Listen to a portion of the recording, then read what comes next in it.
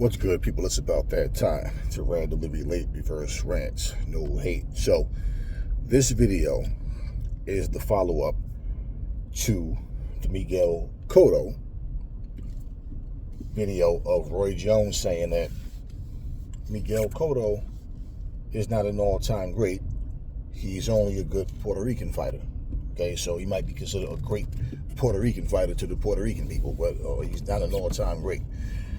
I beg to differ. I think Miguel Cotto is an all-time great. Okay, a couple of things I want to touch on because there's a lot of hypocrisy in those statements that people are not really looking at.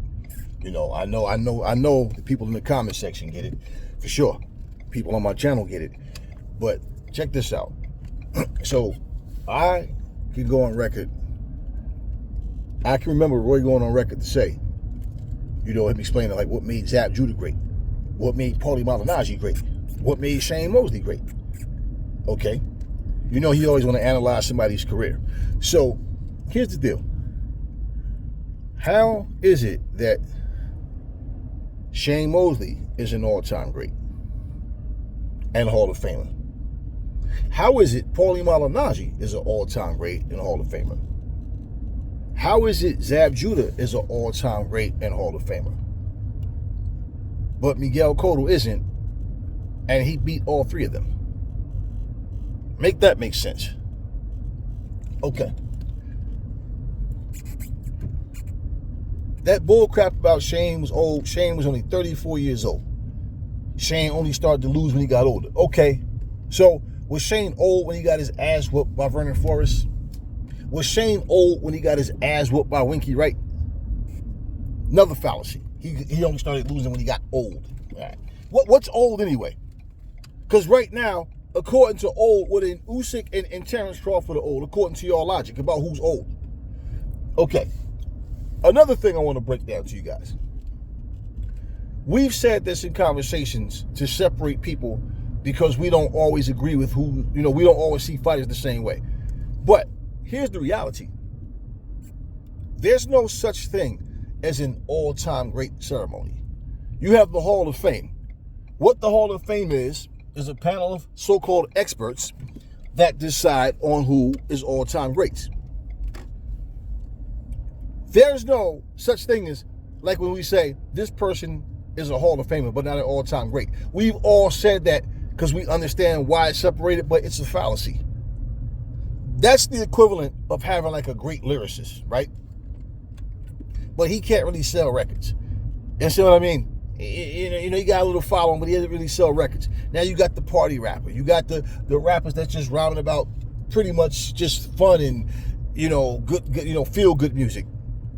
Now you ask a person who you like better, who you think is better, and they say something like, "It depends on what you mean." I said, "Who you like better?" Right? Well, if you talk about lyrics, I like him. If you talk about all around your song, I like him. What the fuck? It's all rap music. And that's some little bullshit lane that we've created to separate who we like. And it's bullshit when you really think about it. Yes, you have some people that's far more lyrical than others. Well, here's the thing. If this motherfucker over here is outselling your so-called lyrical hero, by far, they can't even compare. Well, isn't it obvious that you're one of the people that like this guy? But these other people, and some of the fans of this other person might like that guy, but they don't like him enough for him to go platinum, double platinum, triple platinum. You understand what I'm saying? So the reason why people feel need to categorize is to try to justify the reason why this guy can't sell records on his level. You see what I'm saying? And it's all bullshit. It's just your preference. So a person could argue and say, well, if he's better than him, how come he don't sell more records?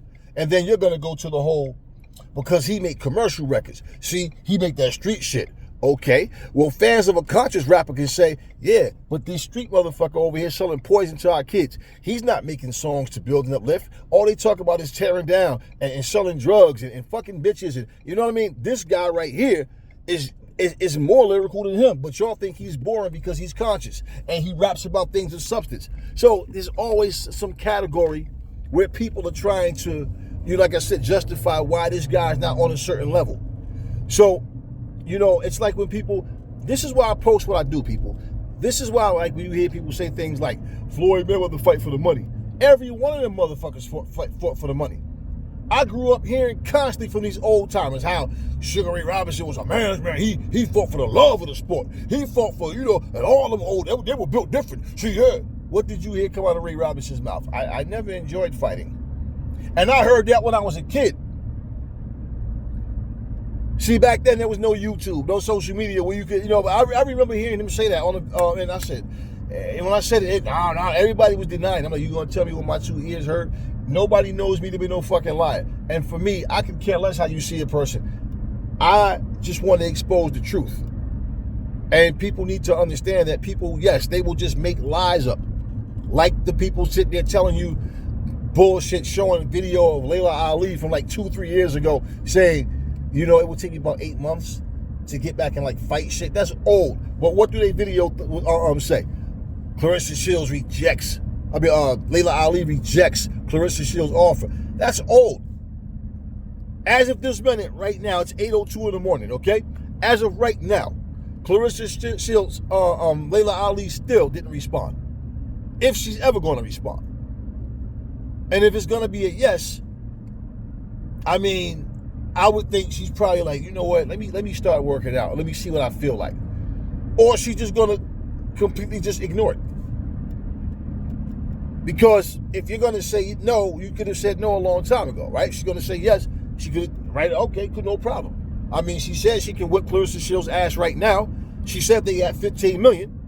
Not expecting them to get it, right? So you understand what I mean? So now people will go overboard to prove lies to you. So, all right, people are going to give their opinions. So, anyways, we all have our opinions. This is the same way me and the others that feel like Miguel Cotto is an all-time great. You'll have some haters going, no. Okay, but if you're going to say Miguel Cotto's not an all-time great, then how the fuck is Mickey Ward and Arturo Gatti all-time greats? And that's all the Hall of Fame is people like determining who the all-time greats are. I don't need nobody to determine shit for me, but that's all it is. So you say he's a Hall of Famer, but not an all-time great. We've all said that at some point, but that's a fucking fallacy. It's a fallacy, and there's levels. It's just like Clyde Drexler. You can say at one point Michael Jordan and Clyde Drexler were the two best in the league, right? Michael Jordan and Dominique were the two best in the league, right? But there was a huge gap between Michael Jordan and everybody else. And the reality of like there being levels is something people don't want to accept, because whoever the best player on your basketball team you like, you want to say he's the best. And whoever the best football player is on the team you like, he's the best. You can't accept that. Nah, you know what? Yeah, I like the San Antonio Spurs, and I have no reason to believe that David Robinson and Duncan and the rest of them teams is better than Jordan, because when they played, they lost. Okay, and all that bullshit about, but what would we know? We don't have to use our imagination. That's one thing people do wrong. They always try to rewrite history. They always try to change what actually happened. It's just like somebody, what was so funny? Like, people to this day, you have some people that think Marvin Hagler beat Ray. Most people think Ray won. You know what I find funny? How a person will edit the video and tell you how Marv won. But what do they show? They show you Marv being a little more aggressive when he was landing shots. They don't show Ray getting his shit off. So we can do that with anybody. You can watch, and we know that they edit highlights to the favor of who they want for people to think won the fight, or they want to say who that person was, or was that one. They want the favor of that person. Now we can sit here and take Steve Kerr and show nothing but him making shots and not realizing he scored the least points on the Bulls team, had the least amount of minutes, right? But you can just show him in three after, like, damn, this dude was a beat. Like, yeah, he was a role player though. Don't get it twisted. He wasn't doing this it's not like he was scoring 30-something. He probably in the game 9 points, 8 points. Hey, man, we need you to come in here, a couple of threes. You know what I'm saying? We need to come in, tighten him up on defense. We did stuff like that. You know what I'm saying? But people see things and don't understand that. So, yeah, it's nothing but opinions. So we can't separate, truthfully, we can't separate Hall of Fame from all-time great, because that's what it is. The issue with that is, what criteria are we using? Because we could look at one fighter and look at another fighter and say, there's no way in hell you use the same criteria for that guy as you did that guy. You understand what I'm saying? I'll give you another example. If you take Roy Jones off of Antonio Tarver's resume, Roy Jones, alone, single-handedly put Tarver on the map. You take him off, Tarver has nothing. You understand what I'm saying? He has nothing. Nobody knows Tarver if you take Roy Jones, and Tarver admitted that himself. Now, here's the thing about that. For the people that say, well, yeah, you gotta make him an all-time great because he beat Roy, right? But you're a Roy Jones fan, and you say, yeah, but the truth is, man, Roy was old. Okay, well then how do you make a guy an all-time great, and all he did was beat an old, washed-up fighter? But in their case, well, if Roy was old, so was Tarver, because they both was 36 years old. See, this is what I'm saying. So the criteria that people use is bullshit. It's favoritism. So that's what I'm saying. What are we using? I know what I use. Fuck, I don't need Max Kellerman. I don't need Teddy Atlas and nobody else to tell me who is what. There's so many people we can look at. Like I said, there's people that I don't see the way the so-called experts see. And here's the deal. How the fuck you gonna put Tarver there for beating one person? That's the only Hall of Famer that he's beat on his resume. And he got his ass kicked by Hopkins. Now, are you telling me Antonio Tarver has a better resume? He has a better resume than Miguel Cotto? Nah. And for that matter, if you look at Shane Mosley's, right? Shane Mosley, too, when he was winning championships at lightweight, who did he beat? Like who was it? People don't even remember. What do you remember most about him? Him beating Oscar De La Hoya twice, him beating Fernando Vargas twice. And when you look at it, like, his fights was weird with Oscar, the way they was scored. Both of those fights were just weird. But here's the thing about it. Fernando Vargas was washed up. Injury prone, fat, out of shape. You know what I mean? He had back injuries. He was done. But he had a name. He had respect on his name. But at the same time, man, the steroid thing and all, so he lost a lot of fan favorite. He wasn't so much more of a fan favorite at that point. But, Shane fought a cooked guy, man. And nobody brings that up. Fernando Vargas wasn't the same guy by far when he fought Shane. Now, if you took Oscar De La Hoya off of Shane's resume, who did Shane really beat that you actually, because think about it. He lost to Vernon Forrest. He lost to Winky Wright, right? He lost to Miguel Cotto. He lost to Floyd Mayweather. He lost to Manny Pacquiao. He lost to Canelo Alvarez. But it's like, okay, he fought this guy, and this guy. But he lost more than he won against the top-level dudes. Just like Adrian Broner. Very similar to Sam Judah. So if you're going to categorize, like you can categorize Ray Leonard, Floyd Mayweather, Manny Pacquiao, Thomas Hearns, right? You got to categorize Shane Mosley with an Adrian Broner or Zab Judah, people like that. You know what I'm saying? You cannot categorize these guys with like guys of that like just was like a whole different stature, and like the way that they fought, how they fought, and the fact that they beat these dudes. So my thing is, if you get blown away when you fight the very top level dudes, unless you have wins against very top level dudes, right? Just people liking you isn't enough to put you in the Hall of Fame. So if Miguel Cotto isn't a Hall of Famer, then there's a lot of other people that should be taken out. And that's real. And like I said, again, Roy's saying that shit to try to discredit Floyd, but he can't. And he can make up in his mind Floyd ain't beat nobody. He can say all the shit he want. But every time he see that 50-0 with 23 knockouts, he get pissed off when he see his 63 wins with that 10 losses next to it. And he can say what he want, but it doesn't change the fact. And I think most people would disagree with Roy Jones. How the fuck you going to discredit Miguel Cotto's resume and credit Paulie Malignaggi and Miguel Cotto kicked his ass? Credit Zab Judah. Miguel Cotto kicked his ass. And let me add, when he fought Zab, he was 27. Zab was 29. So you can't pull that old man shit. Paulie Malignaggi, nothing. They were both young. It wasn't no old man situation. But yeah, he kicked all three of their asses, yet you reference them as all-time greats. And you tell me that that's not some hate. That's not some, hey, I'm trying to discredit Floyd by doing this bullshit.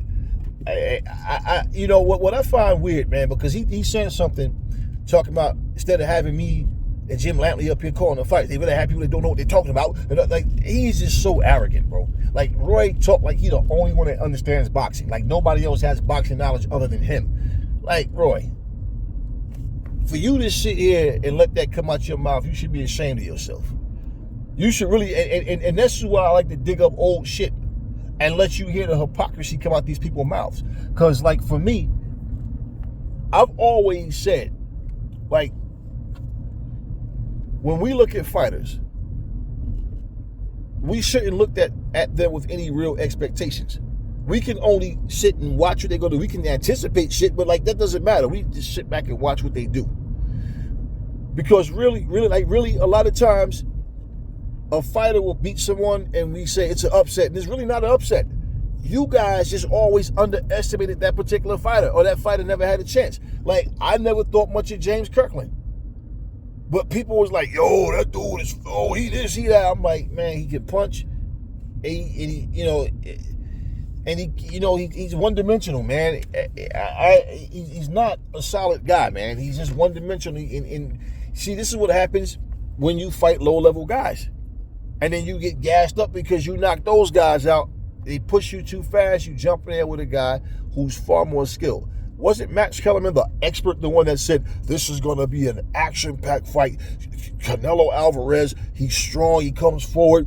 He comes to fight. He's so poised. And he's technically the better between the two. But James Kirkland is going to give Canelo more than he can handle. And James Kirkland, I said, man, Canelo should knock this motherfucker out. James Kirkland, come on, man, he's a hype job. That shit ended in like 3 rounds, right? But according to Max, this was going to be a barn burner. See, also what I try to do, I try to educate people on the truth. And I try to get you guys to understand. Stop trusting everybody else's judgment over your own, because if all you do is listen to these guys because you think they're experts, count how many times they're wrong when they predict the fight. And even like for me, I'm like, I don't care about predicting the fight. It's not about, like, I'm not telling you who I think gonna win to show you, like, it's not a show-off move, it's not a flex move, it's just me letting you know, I'll answer a question. There's times you guys ask me and I say, I don't know. You know this, I'll tell you, I don't know. I'm not really sure. Because sometimes, man, I haven't seen enough of a certain fighter to really assess what I think they can do, and especially when you start fighting different styles. I mean, like, example, I'll say this, and I know a lot of these fucking so-called historians, they've been brainwashed. They brainwashed themselves to not say this. But if you watch Sugar Ray Robinson, right? I think Sugar Ray Robinson was a solid guy. Sugar Ray Robinson fought nothing but flat-footed guys that had no defense. So even as good as he was, the competition wasn't good. So when they sit here and try to bring up all these, now I'm like, yo, I don't give a fuck about him being 80-0, 90-0, 1,000-0. Name these guys he beat. Just name me 10. They get stuck at Rocky Graziano. Carmen Wasilio. Right. The fights that they show all the time. That's my whole point. They can't give you these names. I'm not saying anything to discredit Sugar Ray Robinson. I'm saying he fought like the same style over and over, just aggressive guys with no fucking defense. And even for a guy that might have had some type of skill, these guys were not like really technical, brilliant fighters. They were just like one guy might have a good jab or something like that, a little bit of movement, but he's fighting the same type of guys over and over and over. So, example, when Shakur Stevenson, now of course Shakur think he can beat him, Shakur called him trash. No, I don't think he's trash. But like I said, I seen flaws and mistakes in Ray Robinson that other people fail to see on purpose. So my thing, and some of them are just so blinded that they don't see anything. You know, but Shakur versus Ray Robinson, for example, I think Ray would have been too strong for Shakur. And with this type of hand speed, the type of punches he throws, I feel like he'd have made Shakur fight more than Shakur wants to. Shakur would have had to get on the back foot. But at the same time, that's just my thoughts. I don't think Shakur wins. But at the same time, man, you got it. Like I said, he's never fought a slick guy. He's never fought someone and it felt like he's looking in the mirror. He's never fought all these different styles. This is facts. You go back and look at his fights, you see he was always the mover. He was always the boxer. It was always him versus some guy that just know how to do nothing but come forward and get his face beat in. No defense, no footwork, no head movement, nothing. Okay. Now, I don't guarantee shit because I don't know for sure. But that's what I believe in terms of who would win. But me saying that, people from that era, well, more than likely they're dead now, but, you know, people who, let's just say people who really study Ray Robinson. I ain't talking about these highlight reel watching motherfuckers who, you know, see a 15-minute video and think they know a person's career. But those people still would go, nope, he would have beat everybody. Because no matter what they say, even if that person was to beat them, it'll be an excuse. So even when you say Ray Robinson started losing when he got old, once again, what's old? You can't. So is Usyk old or no? Is Terrence Crawford old or no? Because Floyd never was old. Even now, he's not old. So what's old? And like I said, that's why people do this whole from 1985 to 88. This guy was unbeatable. So you say 89 was nothing but a year later. What happened? They tell you Mike Tyson started losing when he got old. No, he was 23 when Buster whooped his ass. So are you old at 23 now? Well, yeah, it's because it's always an excuse. And when you listen, one thing I respect about Miguel Cotto, he's humble as fuck, man. He don't care about all that being in the conversation of I'm the greatest, I'm this. He don't even care about that shit. How you view him is how you view him. He understands, man, look, I did what I did. I'm proud of my career. I made some mistakes. I had some fights where I feel I disappointed or whatever. He said that. Like, but you know, Miguel Cotto ain't giving a fuck about that shit, man. And you shouldn't. People go to their fucking grave, you know, probably their last breath they were sitting there angry at somebody. Like you about to croak and you worried about what somebody, like some bullshit. Miguel Cotto, with his name, like for me, I just feel like when they talk about fighters of from his era, they don't really talk about him. And you always see Shane Mosley doing some type of video. I think he's supposed to have some comeback fighter, some shit he's doing or whatever. Paulie's talking about he's coming back. All these dudes, like, if you see their face, they're trying to stay relevant, trying to do YouTube channels and podcasts. And okay, cool, great. But let's just be real, man. Miguel Cotto beat all of those guys. And you sound really stupid calling guys that got their ass kicked by Miguel Cotto Hall of Famers, but not him. So my thing, if he's not an all-time great, then he's not a Hall of Famer.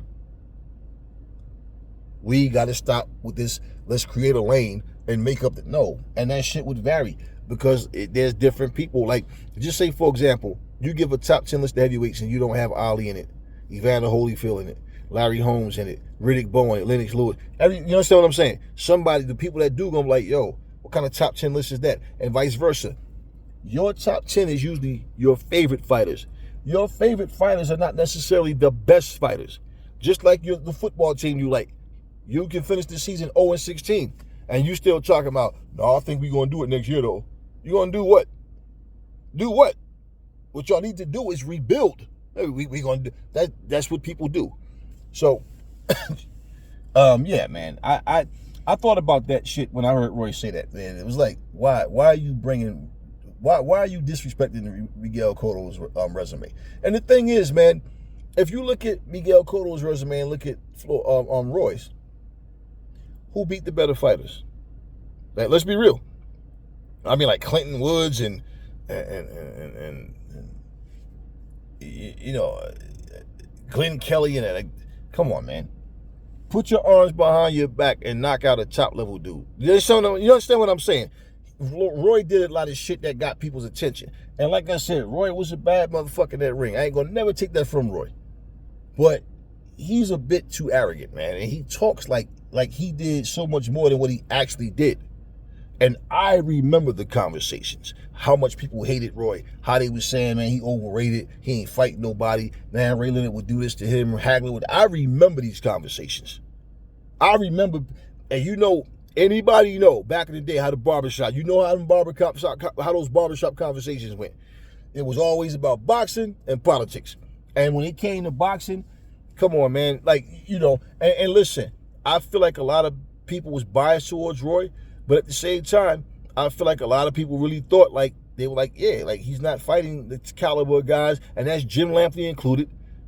That's all them guys that sit around HBO comments, everybody. You know, even guys that worked on different networks. If you see them on different interviews, none of them put Roy Jones in the same category with Ray Leonard and Hagler and Duran and Hearns and all that. Nobody. They never put him. They never put James Toney in that same category. They never put none of those guys in that same category. Like I said, back in the day, Michael Nunn. Michael Nunn was a bad dude. And to be honest with you, like, Michael Nunn, that's the fight I wanted to see with him and Roy. And that fight never happened. And then, you know, Nunn got in trouble with the law and with the jail and, you know, never. But, you know, bottom line, there's a lot of guys. Like, just think about what I'm saying, right? Cotto can say, I beat Zab Judah. I beat Paulie. I beat Shane. Right? And as well as other, you know, people, he could at least say he beat those three guys. Just saying. And he beat Margarito as well. Margarito, you know, he may have had plaster in his, and we know he had it. Nassim Richardson caught him before the Shane fight. But Miguel Cotto was skeptical, was like skeptical of this guy, like, man, maybe he did it when he fought me too. But Miguel Cotto got revenge and kicked his ass in the rematch. So, you know what I'm saying? Y'all made a big deal out of Margarito when Shane beat him. But you know, when Miguel Cotto lost to him, he came back in the next fight, he whooped on his ass. But when you look at Roy, that's what I'm saying is, can you say his resume is better than Miguel Cotto's? So, I mean, for a guy that only have 3 names on his resume, and also understand too with B-Hop, I mean, it still count for something, but I'm saying with B-Hop, both of them was, you know, on the come up at that time. They wasn't fully established like at that point.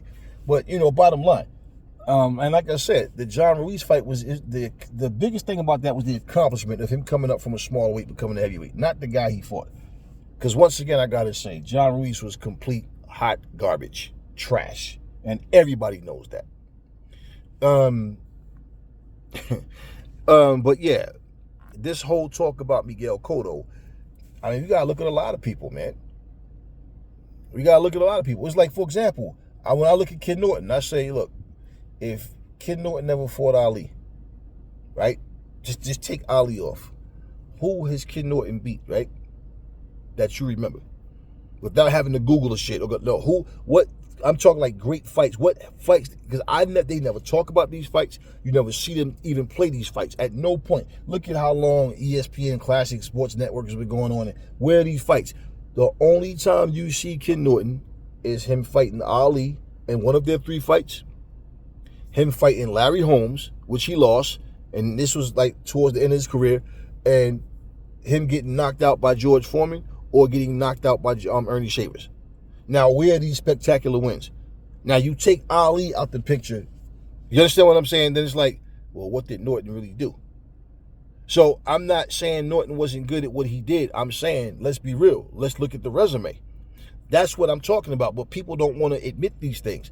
So you can't sit up here and say that Miguel Cotto is not a fucking Hall of Famer, and you got guys that's only in the Hall of Fame because they beat one great guy. One. Come on, man. Come on. And then you're going to turn around and reference those other 3 guys that Miguel Cotto beat easily as Hall of Famers and all-time greats. So yeah, I feel like Miguel Cotto is more than just a good Puerto Rican fighter. I feel like he's definitely a Hall of Fame fighter. And my thing is, man, like when we do pound for pound stuff, like, see, I don't really care about all this stuff, but even when you do pound for pound, right? Everybody doesn't have the same level of competition in their division. So a guy can stand out and shine, like a New Way. But he's not in a stacked division where it's just top-level dudes. So we don't know what a New Way will do against top-level dudes. Like back-to-back fights, just really mix it up with these. Because when you fight different styles, it's a different thing, man. It's like you adjust quicker. You find range, but everything. Because you get all of this. Like it's the experience. That's where the experience kicks in. These fighters, when you listen to them now, it's like they only can fight the way they were trained to fight for that particular fighter. They can't make the proper adjustments that they need to in a fight, which it's like a mental block that they have or something, man. You know, so when you look at like who these guys beat and how they beat them and all, you can compare Roy Jones' career to Miguel Cotto's and look at who you feel have the better. Matter of fact, tell me in the comment section who you think fought the better competition between Miguel Cotto and Roy Jones. And the thing about it, man, don't get it twisted. I want y'all to understand something. Roy Jones was a bad motherfucker. I just don't like his fucking arrogance. I don't, and he didn't do, like I said, he act like he did more than what he actually did. You know what I'm saying? Because if you look at Miguel Cotto's time, even take Sean Porter. Sean Porter didn't beat everybody, but he fought everybody. You understand what I'm saying? So let's look at the effort. Once again, Roy Jones in his in his era, he never fought Chris Eubanks Jr. Let's count him. I'm senior. He never fought Nigel Benn. He never fought Gerald McClellan. He didn't fight Steve Collins. He wound up fighting Joe Calzaghe, but later. So back there, he didn't fight Joe. You understand what I'm saying? Like, so he didn't fight Mikushevsky. And these were like the top guys during that era. Those fights never happened. But Miguel Cotto can say, not only, yeah, he beat those three guys, but he also fought Pacquiao. He lost, but he fought him. He fought Floyd. You understand what I'm saying? He fought Canelo. You know, unless he beat Sergio Martinez. Now, was Sergio Martinez slipping? Yes. But bottom line, once again, you still have to go by a person's entire career. Once you, and let me add, when you can tell the fans, I fight as long as I want to. Can't nobody tell you right. Just like we got the right to judge your whole career. I don't want to hear that shit about you were old. If your ass was old and you kept fighting and getting knocked the fuck out by 1 punch, then you should have set your old ass down because you know you were old. And guess what? Those fucking losses and wins go on your record. So what we going to do? Count your wins when you get old but not count the losses? A hater is going to count your losses but not your wins. You understand what I mean? So we got to count your whole career. And that's how a Hall of Famer is picked anyway. Not by, because this motherfucker had one good fight or two good fights. No. And your ability and what you can bring to the table, okay, cool. That's your problem if you continue to keep fighting. So we got to look at your whole career. We know why they don't want you to look at the whole career. We know why. And that's not going to fly with me because at the end of the day, if you can be so judgmental about who's great and who's not, well, when you look in the mirror and you look at your record, that guy that you're looking at didn't do any more than the people that you're saying you're better than. Let's be real. So if we going by resumes, Roy don't even have one of the best resumes. He got a lot of fights, but he only have one of the best resumes. That's the point what I'm saying. It wasn't so much about who Roy beat, but the way he beat them. And we know that Roy was in there punishing people. Roy was doing his thing, but at the same time, once again, who are these people? You say, the other day I said the same thing. I said, man, the way Clinton Woods fought him with his height and reach and how he wasn't able to really do much, like Roy tore his ass up. You're like, who? I was watching the Clinton Woods fight. Oh, I don't know him. I watch all of these fucking fights and I sit there and I look at these guys. And like I said, I know a lot of these dudes are just hype jobs.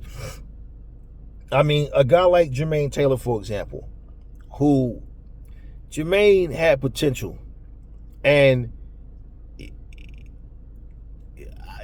Jermaine could fight, but Jermaine was a guy that we saw and you thought he only gonna get better, and it's like he got here and then just stayed here and was never able to elevate. Now, him beating Bernard Hopkins, I don't know if he's in the Hall of Fame or not, but look at his career.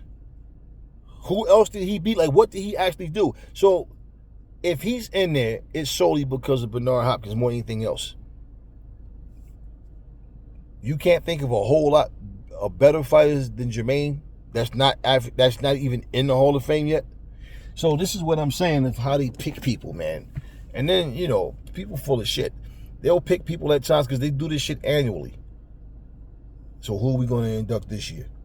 Doesn't necessarily mean the person that they, you know, induct into the Hall of Fame is really even worth being there.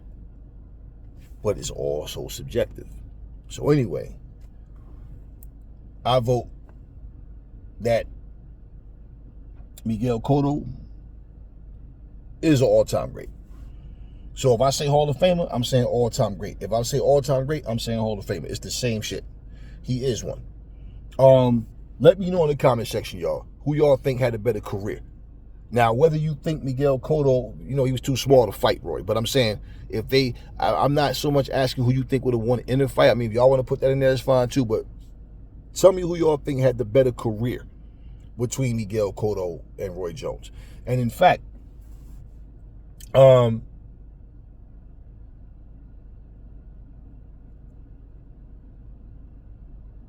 many titles did Roy Jones win the championships in? Middleweight, he didn't win anything at 154. Middleweight, super middleweight, light heavyweight, heavyweight. So he's a 4-division champion, just like, you understand what I'm saying? Like Miguel Cotto. Yeah. And you understand what I'm saying? So I mean, wow. And he did that, and in my opinion, he did that against lesser competition. See, that's what I'm saying. I say he did it, but against lesser competition. Because, come on, man, who the fuck is Murky Sosa, man? Clinton Woods. I mean, he fought those dudes, but he never fought the very top dudes. Regardless to why the fights didn't happen, Miguel Cotto got a better resume, and he fought better opponents. Let's just be real. Like I said, now, if he would have went up to heavyweight and beat Lennox Lewis or Chris Bird, especially Lennox Lewis, then he would have been saying something. And I still give him credit, like I said, for beating Ruiz, because Ruiz was a bigger fighter. But Ruiz was garbage. He's garbage. It's like Ruiz don't even remember he's a heavyweight. So yeah, man, let me know who had the better career between Roy and Cotto. And the other thing is, because I believe this strongly, do y'all think he's saying this bullshit just to spite Floyd, or because he's trying to spite Floyd and he really believed that shit?